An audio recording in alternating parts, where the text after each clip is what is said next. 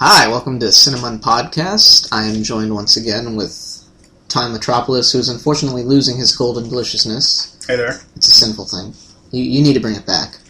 Comic-Con is coming. Are you doing Wesker again?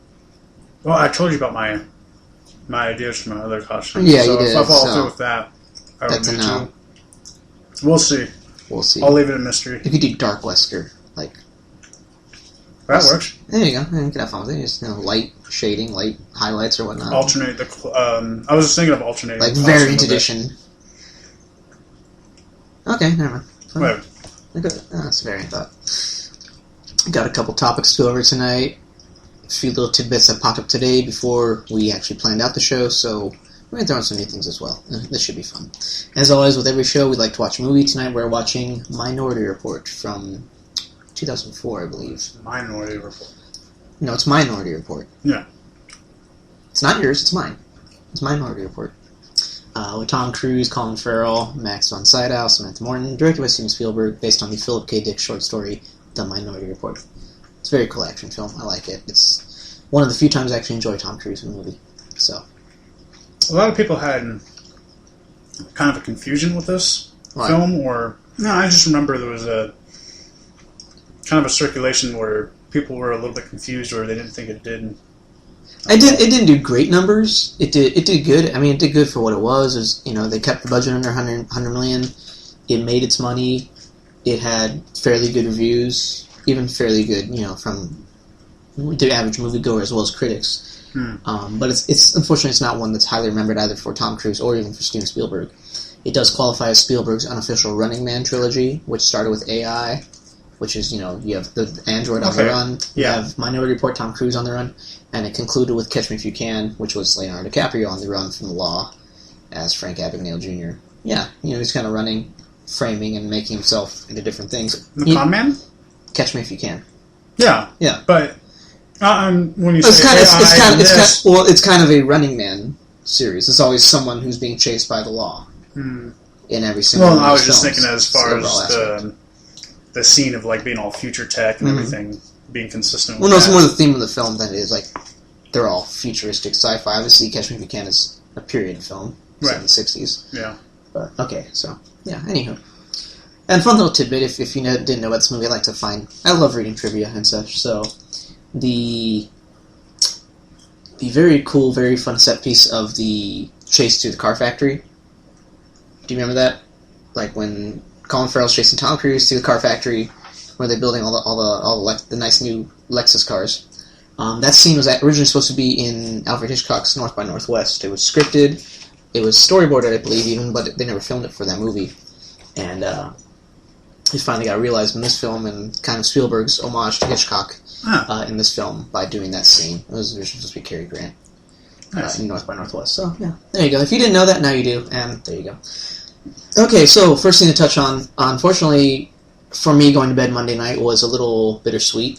We had learned about the passing of Andrew Lesnie. Andrew Lesnie was the director of photography with Peter Jackson on the Lord of the Rings trilogy. He won his Academy Award in 2002 for The Fellowship of the Ring, as well as photographed the Hobbit trilogy, Babe Pig in the City, King Kong, and The Lovely Bones. Mr. Lesnie passed away at the age of 59 from a heart attack down in the south area of Australia and New Zealand.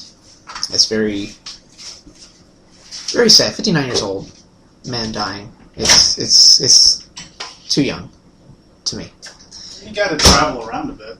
Well, it's not that. It's the fact that this guy is having a bright spot in a career. He's respected in his field for what he's doing.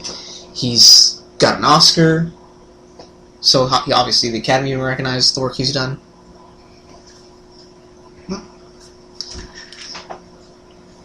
So, I mean, it's nice that we have his work immortalized, even him immortalized on the DVD extras and such. I kind of went back and watched some of those, especially my Lord of the Rings series, and even King Kong.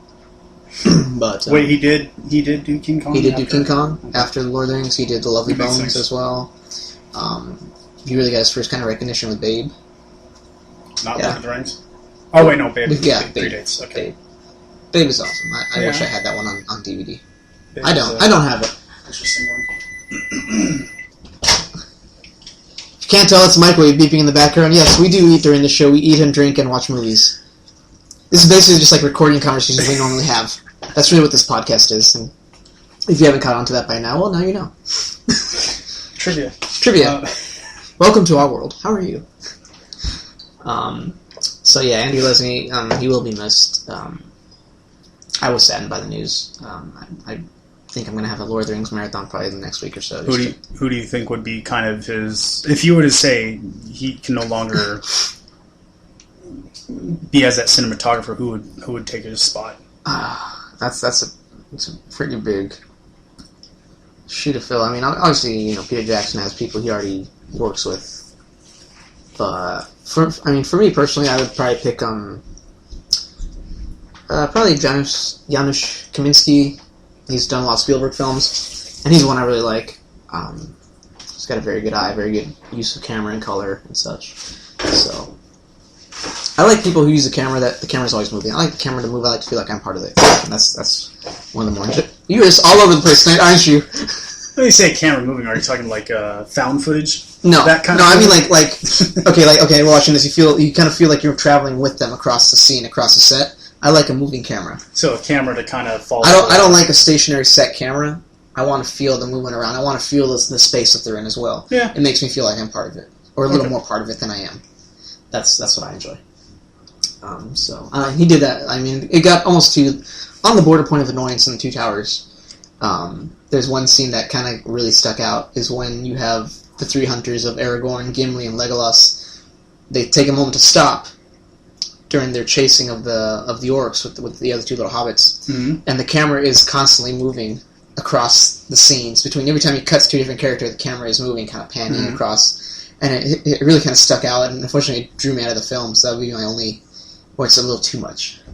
But other than that, I like a moving camera. So, all right, that was unfortunate. Also, this last week, director David Ayer decided to post the first official, I put that in quotes, official, photo of the Joker from his new upcoming film, The Suicide Squad, for DC and Warner Brothers. The Joker will be portrayed by Academy Award winner Jared Leto. Leto won his Oscar for Dallas Buyers Club, and he's now playing the Joker for the new DC cinematic universe. His Joker is very pale, very bright green hair. I mean, it doesn't look like the dye job that Heath Ledger had done for The Dark Knight. And he looks very crazy and... I guess the best term would be urban. Is very has a gang influence on this character. He's covered in tattoos, be it the kind of sadistic Joker on his right pectoral, and on his other, going up his left shoulder, he has a bunch of laughing ha ha ha symbols going up and down his arm. Across his forehead, he has, I think, the word disturbed. I believe is what it was. His teeth are capped. Looks like some were either pulled out or replaced with like either gold or silver teeth. I mean, the way they did it, and he's got crazy eyes. That's the first thing I really noticed in that picture was the crazy eyes. And I think we were talking about this earlier before we even started the show. With anything David Ayer does, there's always a big influence of his own growing up in his childhood. He grew up in L.A., in some of the Bronx, a little more rougher parts of town. The Bronx is in New York. Whenever you're done. So, but if you've seen his films like Training Day, which he wrote, Harsh Times he wrote and directed, End of Watch wrote and directed, they all do have that kind of gang influence in them, and that feel, and that's either the protagonist you're running with, or the antagonist that you're against, especially if End of Watch, if you've seen End of Watch, it's a very good film. So that's, I think, what he's kind of going in that direction, at least with the Joker, is maybe more of like a gang leader. Someone who has a reputation, is respected, and can potentially go toe-to-toe with the Batman. Jared Leto himself had tweeted out a photo the other day of himself in the gym, very buff, very much bigger than he looks in a picture. I mean, this is someone who I think they're trying to make this character a formidable adversary for Batman, which I think is a nice different direction for it. In most art and most video games, and even some of the other films, you always kind of see Batman as the bigger, imposing. The Joker's always very lanky, very thin, but very agile, and also very strong. I think they're going to do a bit of both of that with this character. I I don't want to say that I'm overly excited for this. I'm interested. It's probably the best word for it. I'm interested. It's got my interest peaked to where I at least want to see it. I'll definitely agree on interest, but at the same time, when I look at that photo, the first thing that didn't strike out was crazy. It was more feminine. Okay. That was the first thing that struck out. I mean, you got the coon eyes, you got, like, again, with the color and everything like that, you know, you got very pale, then the contrast to the green hair. It's like the green hair is like, to me, that's like someone that wants to look pretty. Yeah. The tattoos, I mean, yeah, you could say that's art, game related, and all that stuff like that, but to me, the hair really stands out more than other. I mean, we know, obviously, we're all familiar with the Heath Ledger Joker, how that appearance was more rugged, but it was also more real. So it was more real and very kind of like a poke at classiness. I mean, the way he did is very the suit, the overcoat. Yeah. And, you know, that's honestly, that's the type of villain I can respect, kind of that classy. I mean, yeah, Joker is a bit exaggerated. This looks... Jack Nicholson as the Joker was definitely exaggerated. But he still kept that psychotic... the vibe about him. Now, you know, just...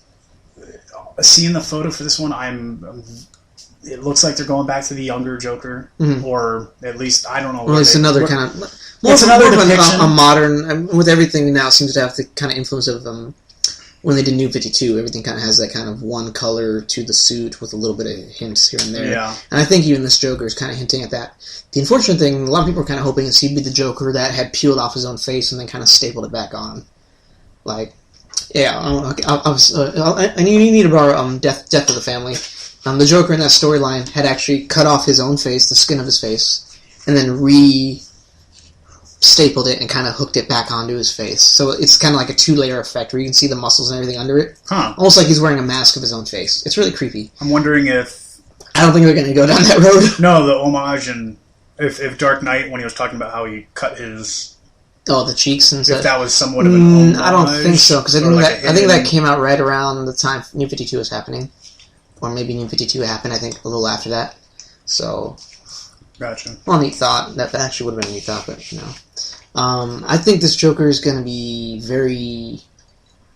I think a little more brutal than the other ones that we've seen. Obviously, if you watch Batman 66 from the old TV show, that Joker was very much kind of like a class clown. He was kind of hokey and hopping and skipping about and doing stupid stuff. Jack Nicholson was a little creepier, but he still had that very light camp feel to him that he was fun to watch. You want to watch that performance again. The Heath Ledger obviously was very grounded, very real, but much more of an anarchist, much more of what you'd see with, like, not protesters, but what's the word I'm looking for? Extremists? Extremists, yeah. Someone who wants to start some shit, basically, and is going about it the wrong way. And I think with this Joker, he's going to be much more of an actual, like, this is maybe an actual crazy person who escaped from an asylum. And aren't all? No, because the way the Heath Ledger Joker was played off, he was an absolute, as they call it. He simply was. There was no origin to him. They didn't introduce him anyway. He simply existed. But this one, I think they might put a little bit more background to his character, and I'm hoping they do. I don't want to know his name. I don't want to know where he comes from exactly. I want to hear that he broke out of Arkham Asylum and he's on the run and realigning a group of gangs or something like that. He broke out after the Batman had caught him, and that's what's happening. Speaking of which, a photo went out last night of Ben Affleck on the set of Suicide Squad, I think was just shooting right now. So there is a hint or thought or rumor running around the internet, running around even the studios, I believe, that he will cameo, or at least have a scene or two in Suicide Squad as Bruce Wayne / the Batman. And there's even the other thought that Leto himself, as the Joker, will appear in a flashback in Batman v Superman: Dawn of Justice. I don't know if there's any validity to that, so please take that with a big grain of salt. This is simply rumor. If we can confirm it next week, obviously we will, and that would be awesome. Personally, I actually would kind of like that. I want to see... I've been saying this a lot. I want them to reestablish the Batman character, at least in this universe, by just kind of jumping into his life. Like, you jump in with him on a case. I don't want it to be the Scarecrow. I don't want it to be Two-Face. I don't want it to be the Joker. I want it to be a low-tier villain. Personally, one I've been wanting to see over and over again is the Mad Hatter. That's one of my favorite villains in the Batman series. Be it the cartoon, be it the comic books. I always like him. He's kind of fun. He's got the whole kind of Alice in Wonderland. And honestly, because I myself am a little twisted, you could play that character as a borderline pedophile. Because he has that whole Alice in Wonderland influence on him. In Arkham Origins, he did have that, I wouldn't say pedophile, but more rapist or something like that. Sexual predator type thing, yeah. His role in that game was, like you said, Alice in Wonderland, that sort of thing, like playing games, riddles. So he does have like a little bit of Joker, but at the same time he was like also a little bit of Scarecrow as well. Riddler or Scarecrow, yeah. But he's more on the soft end, of course. Yeah, compared to the Joker. He's a lower tier character, very much. He's not a physical match for Batman. He's more of a mental challenge. Mm-hmm. And again, I would like to, if I was writing the story for Batman, jump into his life. He's in the middle of a case, chasing the Mad Hatter, like in just like the third act of whatever this case is. Catch him. He's finally put all the data and pieces together, and you see him capture the character and drop him off at Arkham. And that's you introduce the Batman, how he works, his look, his methods, the brutality of the character that you're going to present. And also you get to introduce a villain who's never been done on film before, and you get to do it in maybe a slightly fun way. So you want to bypass all the vigilante stuff? I don't need it, because we already know it. I don't need to see it again. Well, maybe down the line. Because we played Origins. Well, not even that. I mean, we're barely 10 years out from Batman Begins, which gave us a wonderful, wonderful origin story for Batman. Right. And that, I think, is going to be the one that sticks in a lot of people's minds, is that Bruce Wayne, yes, saw his parents die in front of him, and then he went off and traveled the world and learned everything, good, the bad, how to be a fighter, how to be a survivor, how to be a detective. And we saw that, and we very much accepted that origin of him. Like, a lot of people don't even remember the Michael Keaton version of it, which there really wasn't. In the other films, they really didn't give you an origin in any of them. Even the TV show, they never visually showed you. You always get it from the comic books, from Frank Miller's Batman Year One. That's really the big basis of when people think of Batman's origin. That's the one they run to first. So, I don't need to see it. I don't think we don't need to see it. We know it.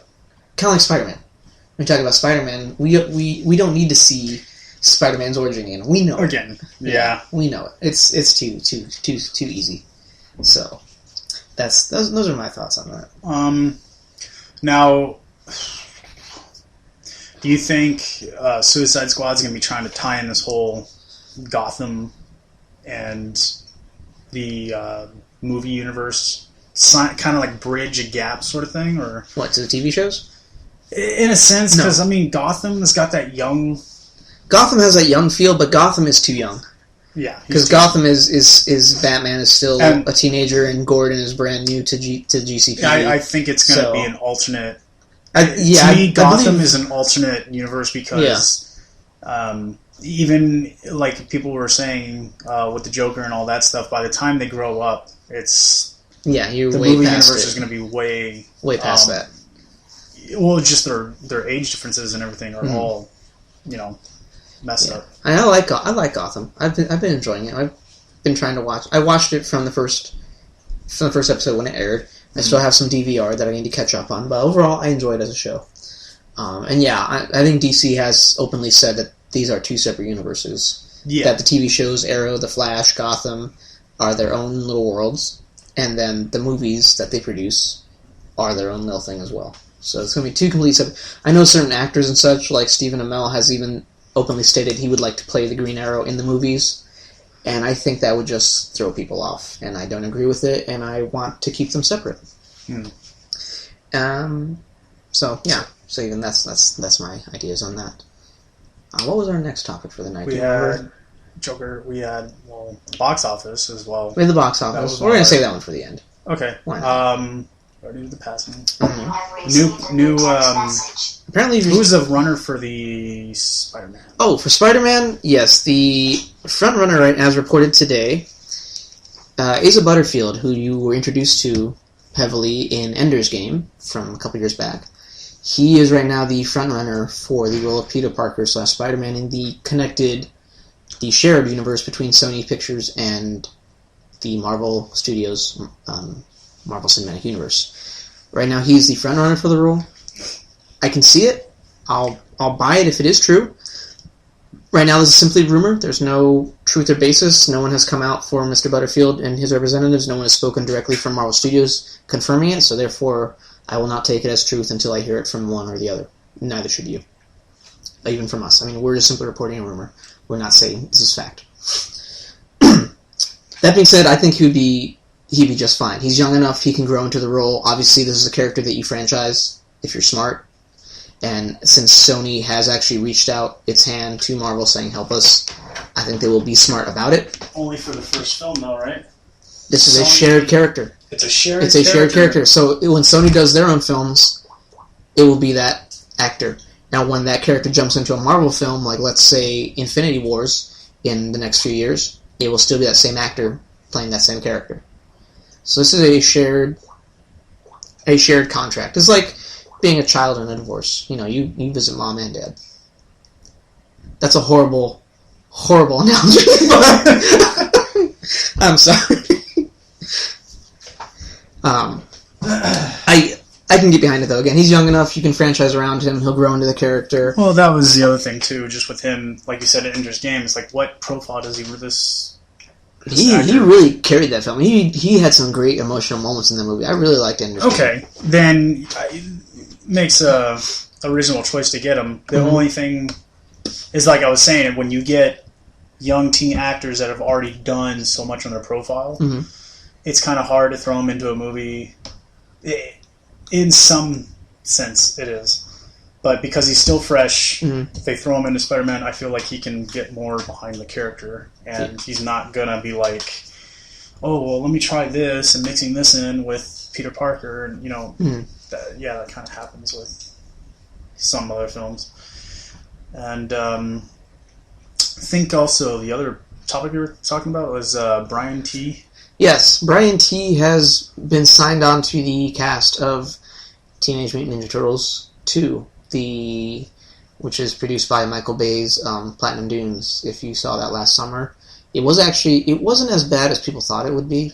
I know everyone hears Michael Bay and they immediately think explosions and big breasts. Well, which is true. But come out with the statement for Ninja Turtles 2 that he's getting rid of Megan Fox and just throwing a supermodel to play April O'Neil, like he did on Transformers 3. Yeah, pretty much. Now that's your typical Michael. That's a Michael Bay movie. Yeah. But again, this is not actually a Michael Bay film. That's the one thing people keep forgetting, is these are not Michael Bay movies. He is a producer on them.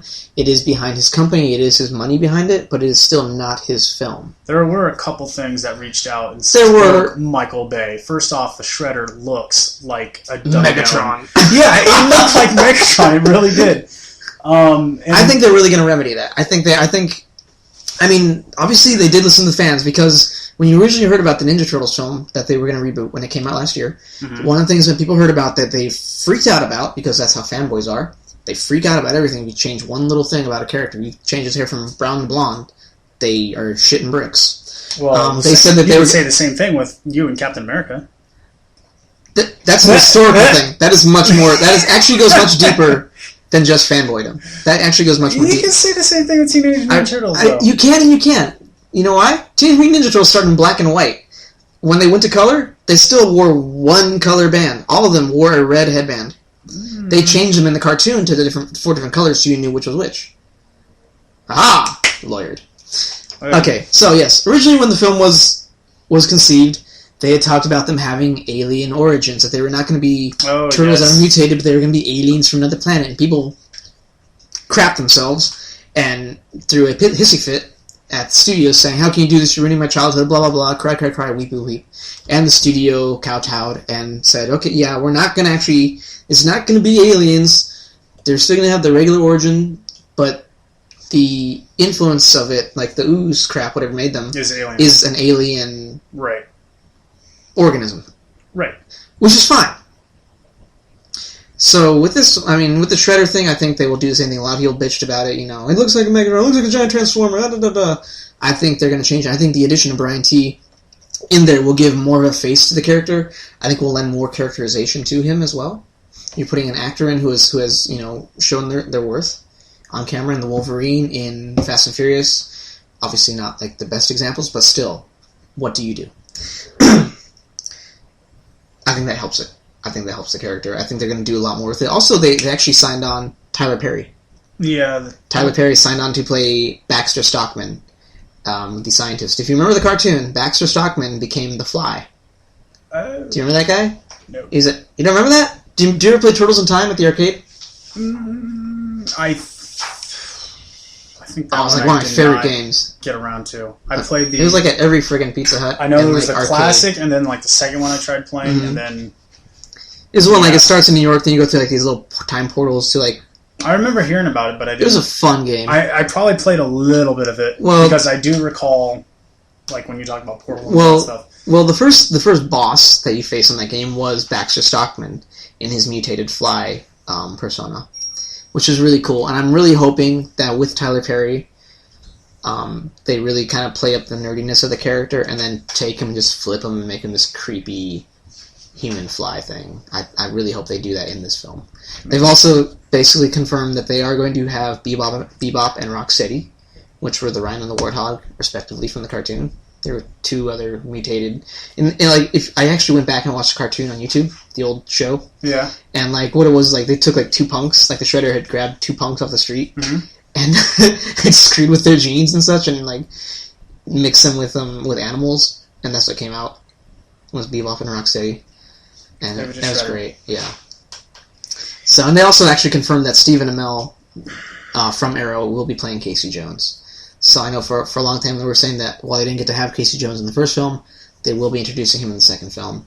So we've got three villains in here. We got a hero montage, whatever you want to call it, the Turtles, and then you got Casey Jones.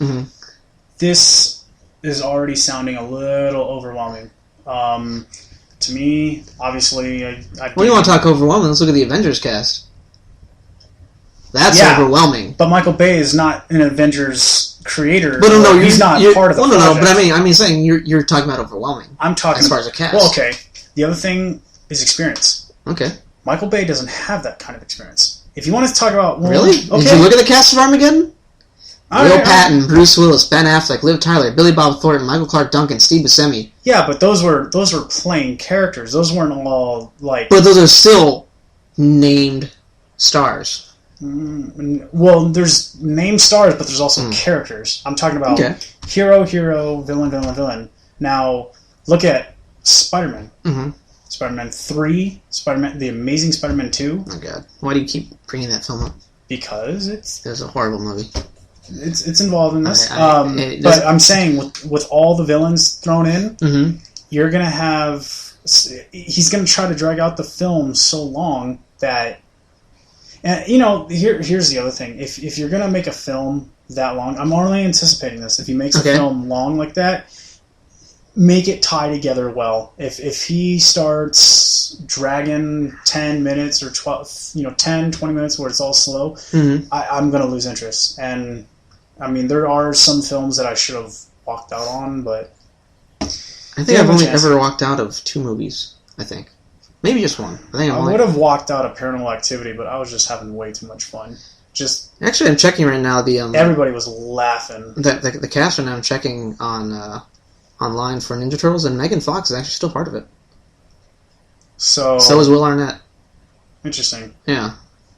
But they do have the same original cast of Danny Woodburn for Splinter, Jeremy Howard for Donatello, William Fichtner as Eric Sachs, Noel Fisher, Michelangelo. But they also have the additions of... So which one was Johnny Knoxville? John Knoxville was the voice of Leonardo. He wasn't actually Leonardo. No, I know. So there's that. What else have you caught wind of? Leica's... there's a rumor floating around. I know this is not movie related, but it counts because we talk about the Marvel movies a lot. There's a rumor floating around. Again, it's a rumor, not confirmed. It's a rumor that Netflix is also considering developing The Punisher into a Netflix original series, much like Daredevil, which we've discussed. Well, we've discussed. I mean, yeah. If you can listen back to some of our other shows, and we've talked about it. If you caught the Daredevil on Netflix, which you haven't finished yet, because you've been watching Leprechaun. Yeah, Warwick Davis. I like Warwick Davis, but Willow. Yeah. Peck. What? Peck. Wow, that's mean. Peck. Wow. Why you gotta call me a Peck? Why you call me a Peck? You accept it. Did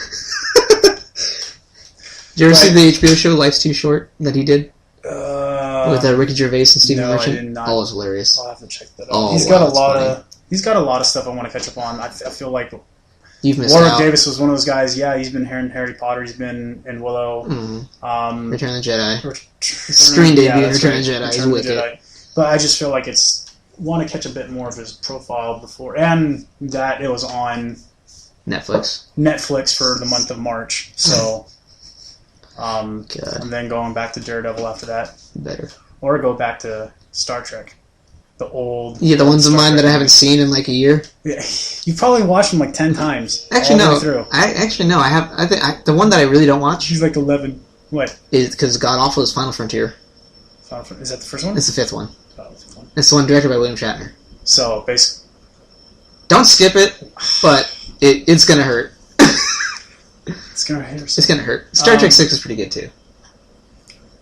But... There's still the best of them is the trilogy of Wrath of Khan, Search for Spock, Voyage Home. Those are the three best of the original series. Yeah. It was just, to me, it was like, and as we talked about in the earlier podcast, Star Trek was one of those franchises that definitely needed a bump. It needed a reboot. Shot of cocaine, wake up. Yeah, pretty much. So that's with Ninja Turtles. Last thing would be... What are you seeing this weekend? Today is what? It's 29th of April. What's coming out? It's one of those little indie films. It's it's low budget. There's not a lot of effects. It's a Joss Whedon film. It's not Serenity. It's not Much Ado About Nothing. Both of which are very good, by the way. Should be Serenity. Yeah. Oh, it's the Avengers Age of Ultron. That's right. That one. Oh my god. Which has already been making bank overseas. Overseas it's not as... I mean, domestically it's going to make a ton more than it's... I think it will match its overseas box office just domestically. What is overseas right now? It's over $200 million already. What? Yeah. Damn. Already. Now, the estimated budget for the film is $250 million. If you add into that marketing, so like trailers, posters, all the stuff they're doing, like, okay, I've got Doritos right here on top of the fridge. Yeah. And they're like the Avengers ones. So if you take all that stuff and add in the cost of it, that's probably another $40 million. Dr. Pepper, yes, Dr. Pepper is also part of it. Dr. Pepper's part of all of them, actually. If you add in that's probably another $40-50 million on top of it. So let's say the film's 300 or just over 300 million in budget. It's almost made back its full budget just overseas. And then if you include Disney, priceless. If you include, I wonder what it's going to do though over the next 48 hours. Because think about it, you're going to have all these marathon screenings. The marathon. You're going to be doing double shows. Today. It started today. Yeah, that's right. It did start today. It's actually been going on for about an hour up in LA. So it just started. It just started. And if you're doing the giant Marvel marathon of 27 hours of nothing but all 11 Marvel movies in a row. Yeah. Which I wanted to do, but I have to work tomorrow, which sucks. I think let's do it for the Infinity Wars. Oh god. That's gonna take like a week. Do phase 1, then phase 2. And in all the way through phase 3, all of phase 3 will be Doctor Strange and Ragnarok and Civil War. Oh man. Yeah, that's gonna hurt. Hey, you're the Marvel buff. I am. I really am. You should be your pilgrimage here. My pilgrimage is going to Brooklyn where Captain America lives. That's my pilgrimage. Or going to Queens where Peter Parker lives in Forest Hills. Yeah. Peter Parker. Yeah. You, Captain America buff, going to see Peter Parker. You're asking me these questions. I tell you that Peter Parker, if you've read the Spider-Man comics, grew up in Forest Hills in Queens, New York. This is all a lie. Apparently, I'm going by myself on pilgrimage.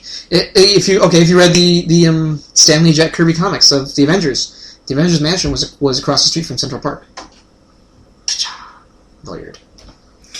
Is there besides I feel like So is the Avengers Unmatched this weekend? Because I don't think there's anything else. Let's take a gander. IMDb. Yeah, we're gonna take a look at IMDb. I did not see anything to even nothing else is coming out. And I was like, well, of course that's great. That means I'm probably gonna have to buy tickets almost 12 We're hours going to have coming out this weekend, Friday, May 1st, Avengers Age of Ultron, Far from the Madding Crowd with Michael Sheen and Carey Mulligan, Welcome to Me with Kristen Wiig,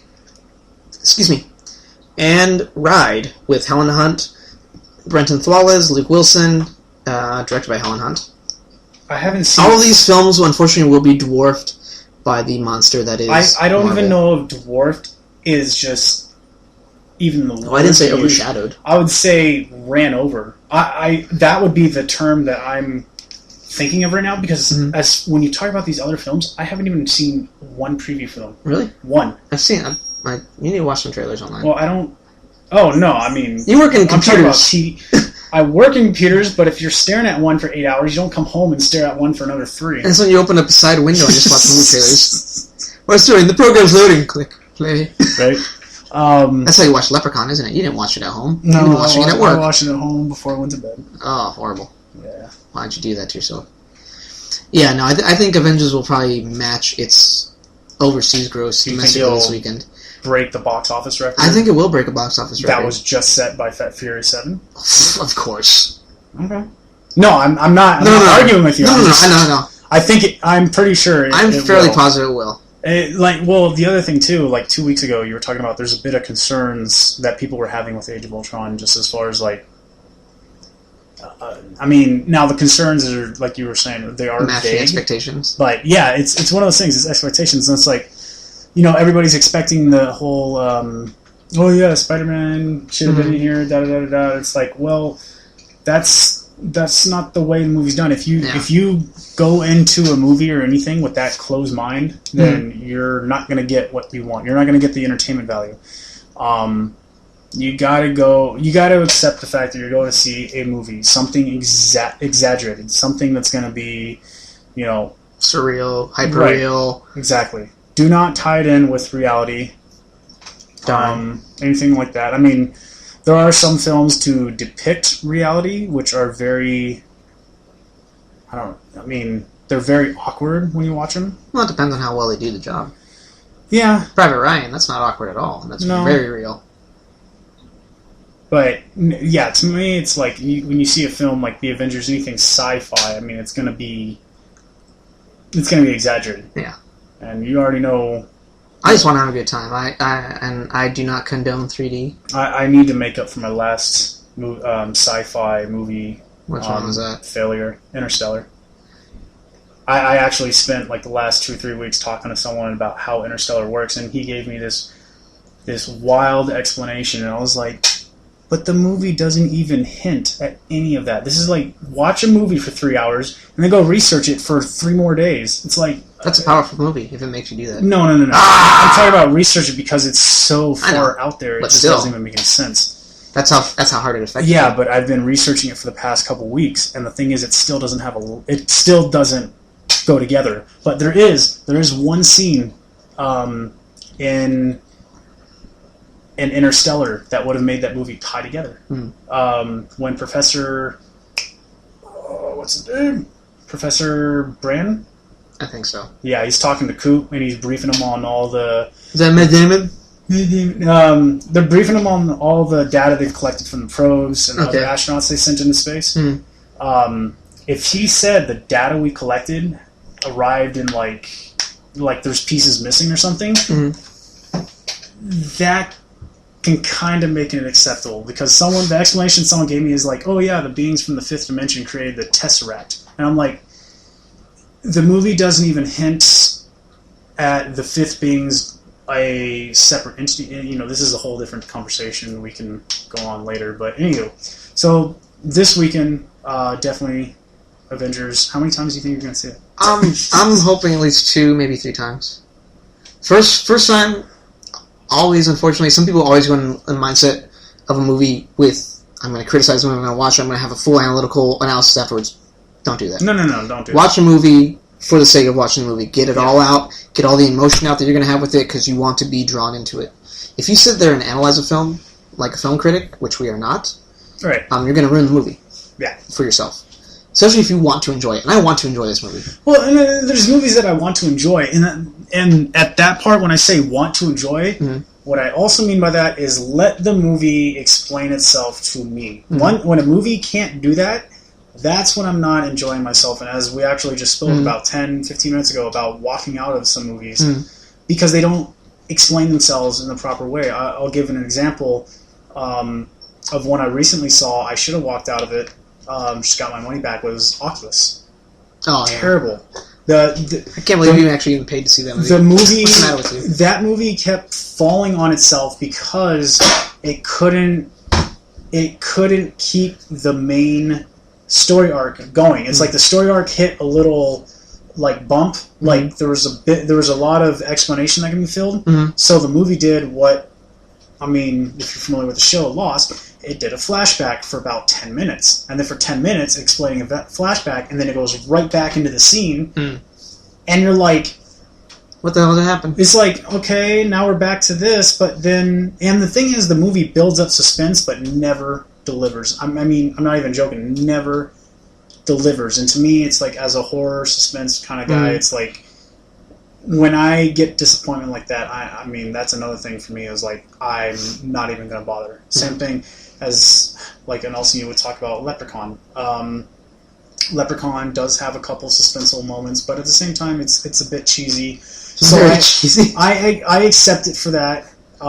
You know, you got a little Warwick Davis running around. Why do you gotta be little? Riddles. What? Because I'm green. So anyway. So how many times are you going to see Avengers? Overall, I think. Maybe not this weekend, but like overall. It's been a while since I've actually spent like a good fair amount of time at the movie theaters. And I mean, all that could be work, all of that stuff too, but I would like to say at least 2, hopefully 3. Hopefully 3. Just like you said, to get it all out on the first run. The second time I see it, start catching up. Catching like those, what do you call it? The, like homage kind of stuff, or like, for the Easter eggs, look for the stuff. Well, the other thing too, like when the Hulk throwing around Loki, like I didn't hear Loki gasp for air. I just thought he was like stunned and just couldn't say anything. He couldn't hear anything over people laughing so loud. Oh my god, people were laughing so damn hard the first time. Actually, the first 3 times. Yeah, and I mean, what do you think is, speaking of Age of Ultron, based upon what you've seen so far, what do you think the biggest scene is going to be? Or like one that people are highly anticipating? I think people are really anticipating the Hulkbuster Hulk fight. And I think they're really anticipating seeing the Vision and what he can do. Because I've heard... I know people who have seen it already. Illegally. I do not condone this. At all. Who have seen it on their computers and such, through websites and such, that they've watched it. And they've told me parts of the film that I have never even seen or heard of in trailers or in any interviews or whatnot. And they told me bits and pieces here and there. And I'm not going to say that it ruined the movie for me, but it's hinted in on more stuff that I know is just going to be so friggin' cool. It kind of reconfirms some things. It reconfirms some stuff. It also adds another element to it, and like a point of view that I didn't think of, because obviously I didn't write it. So little stuff like that. For me, one of the things I'm actually really looking forward to is the little party scene where they all try to pick up Thor's hammer. Oh yeah, I'm really looking forward to that, and then I'm looking forward to seeing them all get their ass kicked by Ultron and his drones right afterwards. And then, you know, it reminds when you say pick up Thor's hammer, it actually reminded me of a picture that I recently saw. It's like it's supposed to be Spider-Man trying to go to the bathroom, but Thor's hammer's on the toilet. Yeah, I saw that one. It's like that's jacked up. There you go. Well, that's our podcast for this week, ladies and gentlemen. We hope you enjoyed it. We certainly enjoy talking movies with you, and would love to hear from you in our comments section. If you like this video, please click the like button. Let us know also in the comments section. If you have not subscribed to our channel, please do. We would appreciate your love and support. We love doing what we're doing. Any opinions, anything like that? Opinions, thoughts, comments, what you'd like to hear on the show. We've had other little tidbits here and there. Obviously, we do like to watch movies while we while we do our show. We used to do a movie quote of the day. We'd like to bring that back, but obviously, again, we want your support behind that as well. So let us know. We'd love to hear from you. I'm Vince Munn. I'm your host for the night. Once again, joined by Golden Delicious himself, Time Metropolis. Always fun. You hate that name, don't you? If it works for you, I don't know. I think it's fun. Oh, the powers of alcohol. That's our show. Thanks for hanging out with us. Have a good night. We'll see you next time.